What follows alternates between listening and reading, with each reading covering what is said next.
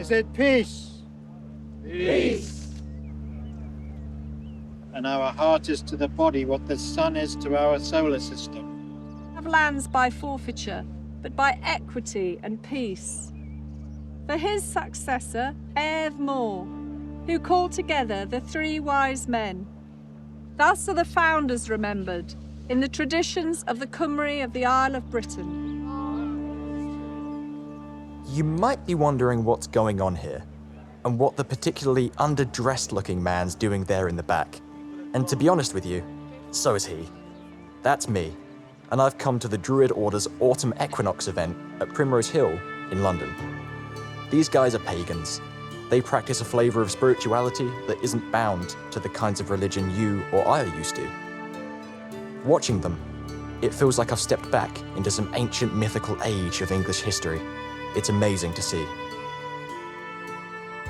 I'm Jamie Davis, and I want to find out how this has come to be and what other practices are hiding in the fringes of the modern world.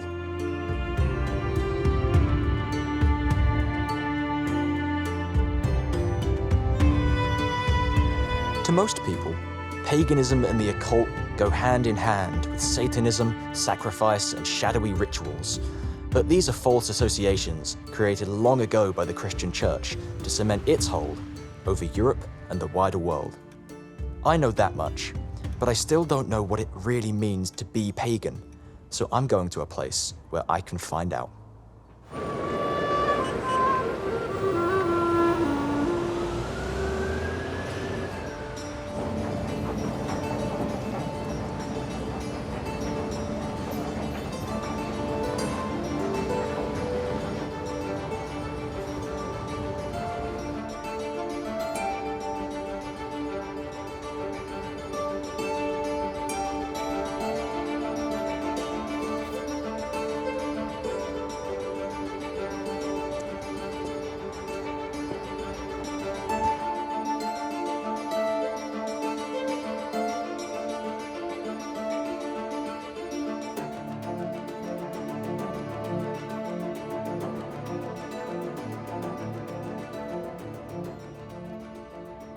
This is Watkins Bookshop. It's one of the oldest esoteric bookshops in the world and a mainstay of London's pagan scene.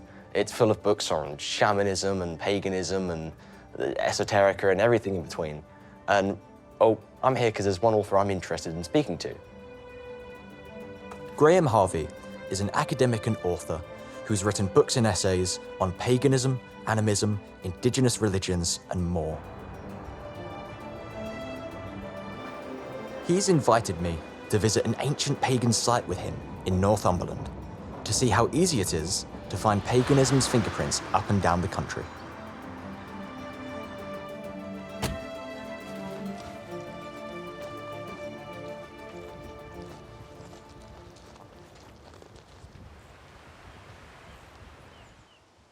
Hi. Hello, Graham. So Good nice to see you again. again. How you doing? I'm fine, thanks. Excellent. Let me introduce you to the lady as well. I've got to clarify, Graham and I did not plan to wear matching outfits. So, Graham, I just came from the Druid Order's Autumn Equinox ceremony, and it was an interesting experience, and it made me realise I know very little about paganism and what it actually entails. Okay, so the short answer would be paganism is a series of related religions that celebrate seasons, bodies, so human relationships with the wider than human world. And it's divided perhaps between people who call themselves also Wiccans, Druids, Heathens, Goddess Feminists, and a variety of other names. So most pagans celebrate similar festivals in a cycle that include the solstices and equinoxes and 4 days, quarter days between. So how did you end up getting involved in this in the first place? Well, long story cut short, I was brought up near Stonehenge in Wiltshire. I used to skip school to go and join the hippies at the festival. I went there because the music and the friendly kind of everyone chatting and all that. I didn't really know that it was a summer solstice celebration, which it clearly was. But some of the things that these people were doing and saying resonated with the stuff that I wanted my life to be like. And so eventually realised that the word pagan was a good word for my life. Graham's brought me to Ladies Well, believed to be a sacred pagan site due to its ready supply of fresh flowing water. I thought this would be a good place to bring you. It's called the Ladies' Well because there was a convent, Christian convent here in medieval times. So the lady here is the Virgin Mary rather than a pagan deity. But nonetheless, I can't think that it was not a pagan sacred well before. It's been an important part of my ceremonial life. We come here often, celebrate seasons. First of all, walk around and then come and drink. So now that we've said hello to the spring, the thing is, I think, to have a drink and celebrate. So Let's do it. I just kneel down. There's a nice place here.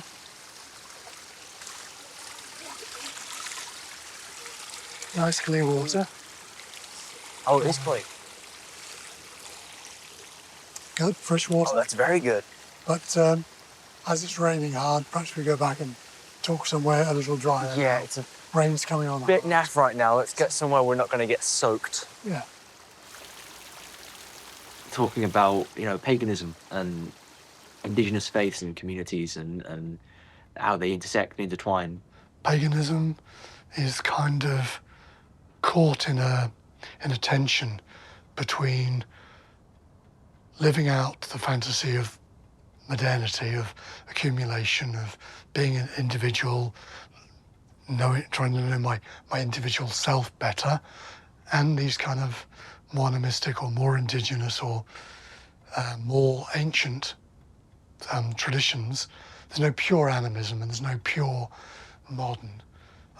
They're always in tension, and I think paganism is one of the places where those tensions are meeting. And that's partly because at the heart of the thing is this effort to celebrate seasons and do it with ceremony, which wasn't the dominant tradition of Western Europe. So it's quite a radical thing, and sometimes it works out in really radical ways. But it always works out in diverse ways, and that's the thing that I most like about paganism. Back in London, I'm keen to discover how paganism can sit within a bustling city.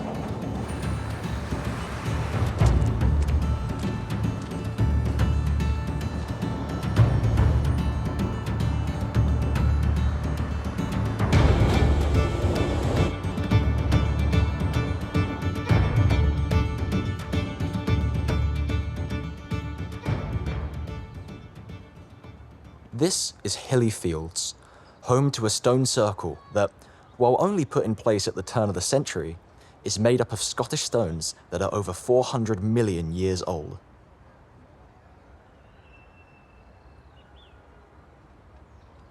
Stone circles like these align with the sun and the moon, serving as sites to observe seasonal celebrations, known as Sabbaths by pagans.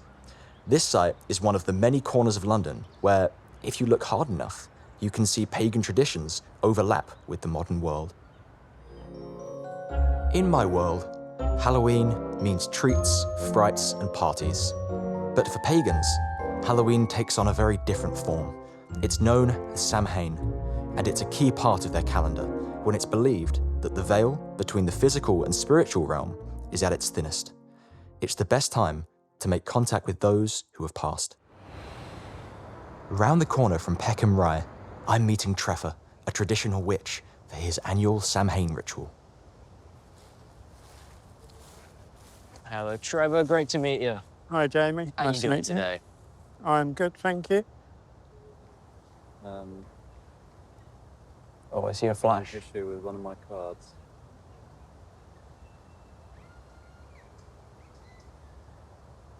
How would we define this issue? Something I've never seen before. Okay, I'll carry on. You get weird things sometimes with cameras around. Yeah. Right, Trevor, you said witch. Now, I'm familiar with the term Wiccan and Wicca. A witch is something that I think of as being a thing that's long past or fictional. Is that something that I've got wrong there? Basically, Wicca and Wiccans are modern witchcraft. It's Britain's only invented religion. You know, every other religion we have in Britain basically came from somewhere else, whereas Wicca was invented in basically 1940s, 50s. Traditional witches are people that practice folk magic.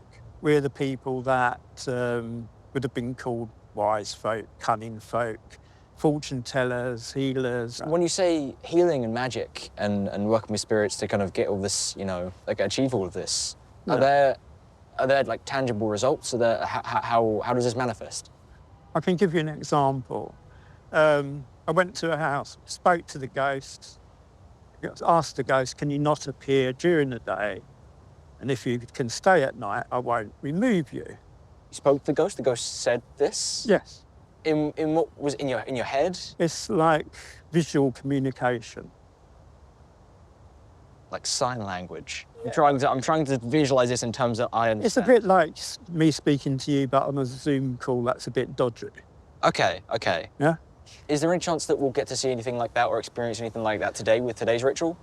The chances of spirits appearing in front of a camera on this environment is quite slim because we're very near a road. There's a lot of people, we have bright lights, it's unlikely. We'd be calling in the ancestors, and that's the ancestors of the people present, but also the ancestors of the place and the spirits of the place. So the idea is to connect. It's very much a thing about connecting with each other and connecting with the spirit realms.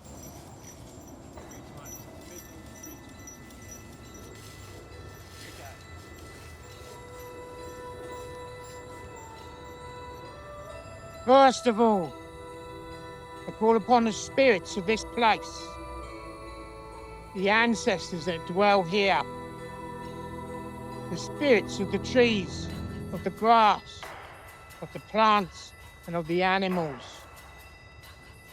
Come, be with us. In your inner eye, in your mind, connect with the glorious light of the moon.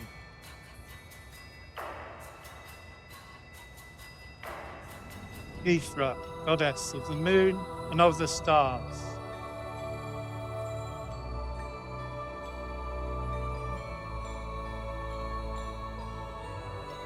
Bring passion, fiery passion, to our hearts.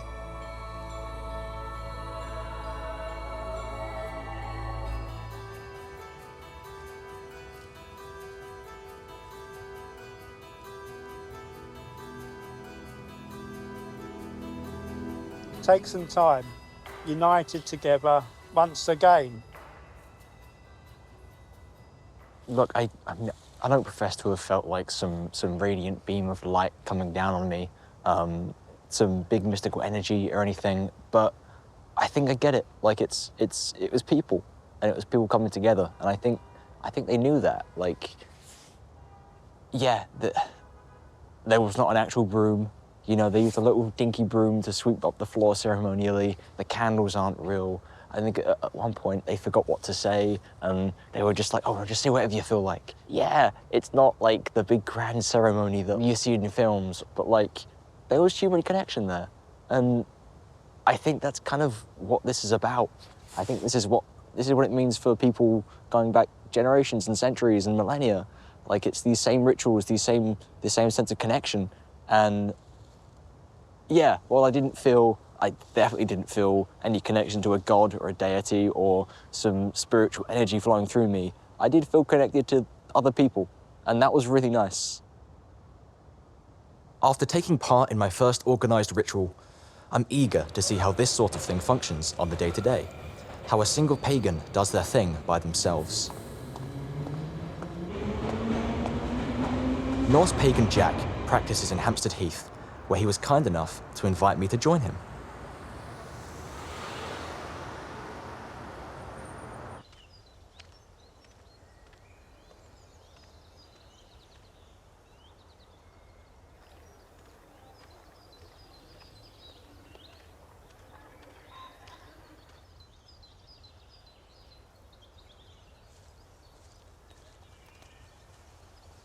Hello, Jack. How you doing? Good, man. How you been? Nice to see you. Good to see you as well. Excellent.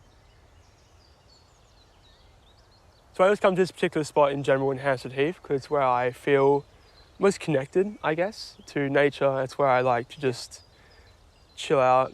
What do you think your practice has given you? What do you think it's done for you in terms of like benefits and well-being? I don't think I'm predestined for something. I live each day for the day and to be a better person than I was yesterday. So just let me evolve and grow and change in ways that might not have happened if I didn't come down this path. I find that being Norse pagan allows me to like work towards a way better version of myself. Do you think there's any other kind of paganism you would have gone for? Were you just firm on Norse paganism? Well, when I first realized that I wasn't like I didn't believe in the Abrahamic faiths, I went into mainly just like earth worship, like Mother Nature. Yeah. And from there, it kind of evolved into me finding the gods and going from there. In like a more practical sense, like day to day, what does your practice actually, have you doing? So I have a little altar in my room. Every morning, light a candle, sit down for like 5-10 minutes, chill out, get a coffee or something on beforehand, just sit down, kind of meditate a little bit, thinking on what's happened, what's going to happen. It also leads me to coming to places like here and practicing ritual and communing with the gods. Jack's given me a taste of the kind of ritual he'd practice on a daily basis. Oh, is this tree here? Yeah. So why this tree in particular? Well, I just really like the way it looks. I think I like the moss, I like the ground, the tree looks great. Sturdy tree. Oh, hell yeah. Love it. All right, so what are we doing? So I'm quite simple when it comes to this. So I always use a candle. Mm-hmm. And a little totem of the god I'm trying to talk to. So normally, I like just setting him up.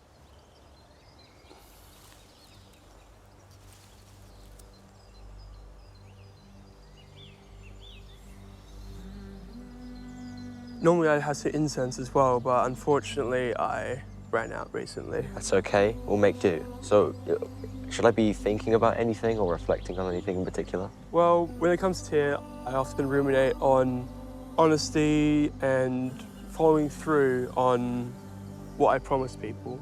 So I just sit, ruminate, just think on how to be more honest.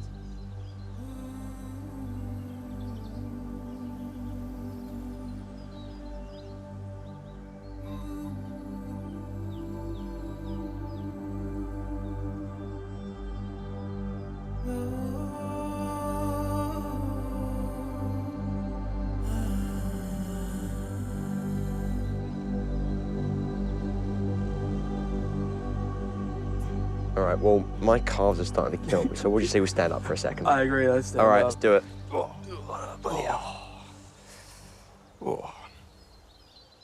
Yeah. Oh, that was wonderful. Hey, I'm glad you enjoyed it. I really did like the candle. I've not seen that before, and I think as a method of communing with a god and just sort of being connected to something higher than yourself, the flame was, it felt really spiritually resonant. Oh. I liked it a lot.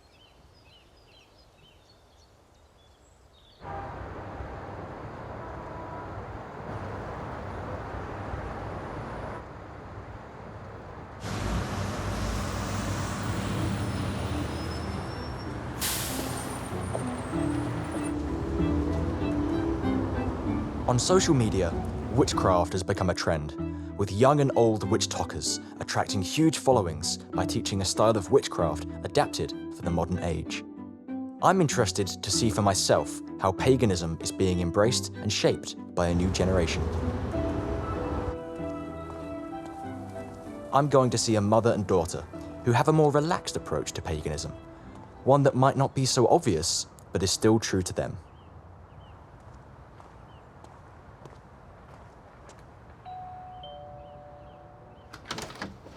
Hiya. Hi. Oh, how are you? I'm good. I'm Isabel, and this is Alison. Hi, how do you do? Lovely. Nice to meet Nice you. to meet And it's you. Jamie, isn't it? It is Jamie, yes. Do you want us to come upstairs? I'd love to. Compared to what I've seen, none of this is looking very pagan at all. Okay, well, I could take a seat here if that's it. Yeah, of course. I believe that you both are involved in spirituality? I didn't really tap into it until I had health issues around about 2017, 2018. And then that was when my sister got me this crystal, and that kind of opened it all up for me, really. And then that was when I found out that my mum was actually really interested in it as well. And what's been your impression of how, I don't know if the community is quite the right term, but like the people and the groups you've interacted with, how have they changed over the years? They seem pretty ordinary to me, but though that's the kind of thing that I would get involved in, something that's quite ordinary. I'm not interested in the sort of ritual and dressing up and all that sort of thing, which some people are. I think with spirituality and paganism, you can kind of dip in and out a lot more freely, and you can pick and choose which bits might help you or feel relevant to you. And it's not like, you know, you have to go every Sunday or you're not practicing it. You can just pick it up when you need it, or when you're in like a time of need or something. Can I ask, actually, how would you define? Is it a spirituality? Is it a faith or a practice? Because everyone has their own verb that they use. Spirituality, I think. Spirituality? Yeah. Yeah. Okay. Or kind of holistic. Okay, yes. Yeah. It's like a holistic spirituality. Yeah. So what have we actually got going on here? Well, this is actually the main crystal that I was talking about that my sister got me, but we can take all of this downstairs. We can actually like talk through it properly if you like. Oh, brilliant, yeah. Let's go. Yeah. Seeing Isabeau and Alison's relaxed approach, I'm curious to see what these crystals are going to entail. So, guys, we've got a lot of stuff here.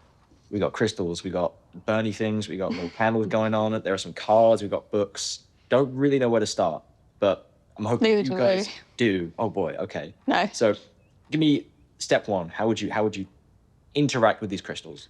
Is there anything else? Let's say we've all had a really bad day, so we need all the crystals we can get. Is there something we can do with them that would be like more active? It's basically kind of like a guided meditation. Like you would put it in your hand, or you could put it on like whatever. Like in this case, you'd put this on your stomach, and then you would just kind of. It talks you through it, but you would like shut your eyes and take deep breaths and imagine like the good energy going from the stone to your body, and like it's pretty much like a guided meditation. All right, and I notice in the corner we have these cards. Now, what are they? They all represent animals. It's the one that you pick out is the one that is trying to speak to you and tell you something. And then when you've picked it out, you then read the definition inside the book. You can shuffle just for the sake of shuffling. I'm not a very good shuffler. Okay. Quite scary when you get to it. It doesn't really matter. This one, it's close to me. It's calling to me. Okay. 38, the frog. Aw. Oh, wow. Okay. Very cute. Okay. Frogs are cute. I like frogs. This says, if frog hopped into the cards you chose today, its ribbit may be calling in the cleansing you need. If you were to look at where you are today, would you use any of the following words to describe your condition? Tired, overloaded, harried, frustrated, guilty, itchy, nervous, at a loss, empty or weakened? If so, take a break and allow yourself to bathe in the waters of frog medicine. This could mean a long, relaxing bath, disconnecting the phone, yelling stop, or taking in very deep, cleansing breaths. Feel rather exposed having that all done. It does make you feel quite exposed. Cheers. Well, that is fantastically interesting. It's incredible to see such a breadth of spiritual practice here in England. Dedicated groups amassing with robes and regalia, small gatherings holding hands in the dead of night, lone spiritualists making connections with the earth, and family sharing traditions in the comfort of their own home. I've seen a lot, and I feel the need to go to the heartland of pagan practice here in the UK, where thousands flock every year to mark the changing of the seasons. I'm off to Stonehenge.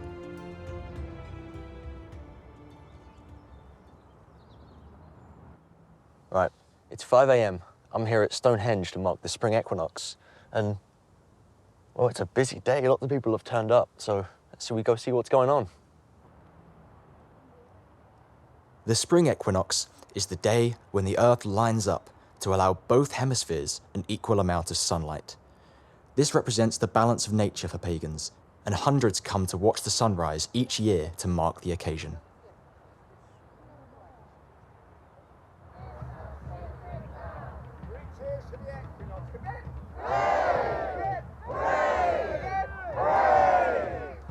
Arthur Pendragon. Is that Arthur Pendragon? The big famous Druid guy, British eco-campaigner.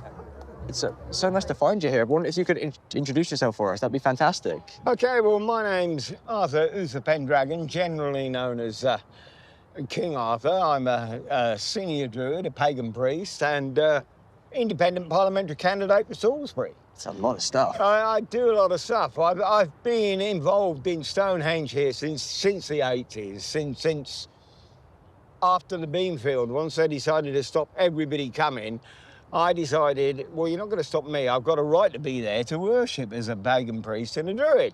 They thought otherwise and brought in an exclusion zone.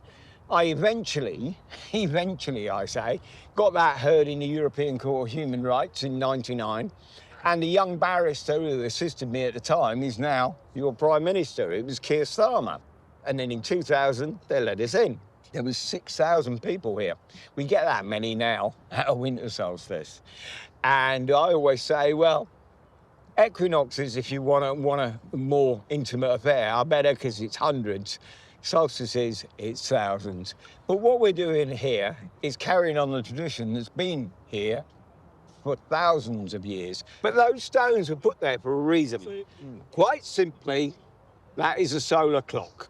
It was put there at a time when we're changing from hunter-gatherers to agriculturalists, and they needed to know what time of year it was. It's not like a sundial. It doesn't tell you the time of day, it tells you the time of year. So if you think of it as a pagan temple, right, think of it more akin to a cathedral than a parish church. That was built so we could come here today and celebrate. It's a place that every Briton should come to because it's part of their heritage. It's part of their heritage. So everybody should come here at least once to a solstice or equinox.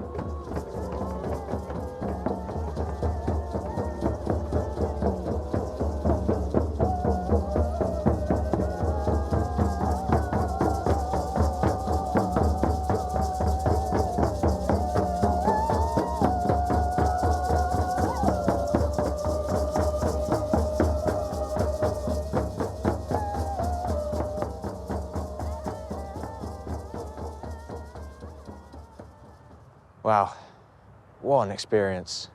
I mean, I truly didn't expect to see that many people there. In fact, it makes me think about this whole experience as a whole. Throughout everyone I've seen on this journey, everyone's been different. There's been no single way to pin every single person down.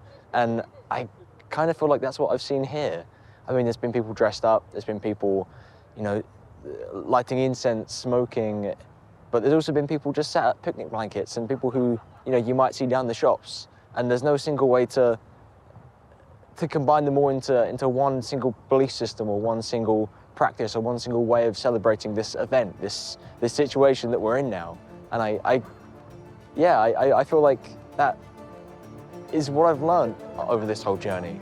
There's no single thing that defines paganism or defines belief in this country. The traditions come from so many places and they're so far-reaching that no single person can encompass them all. No single person can define them all. And I think it's just a fact of learning and of meeting as many people as possible and learning as much about faith in this country and practice in this country as you possibly can. And I hope I've at least scratched the surface of this and I hope to continue doing it. From druids to witches to Norse pagans, What a way to end this journey.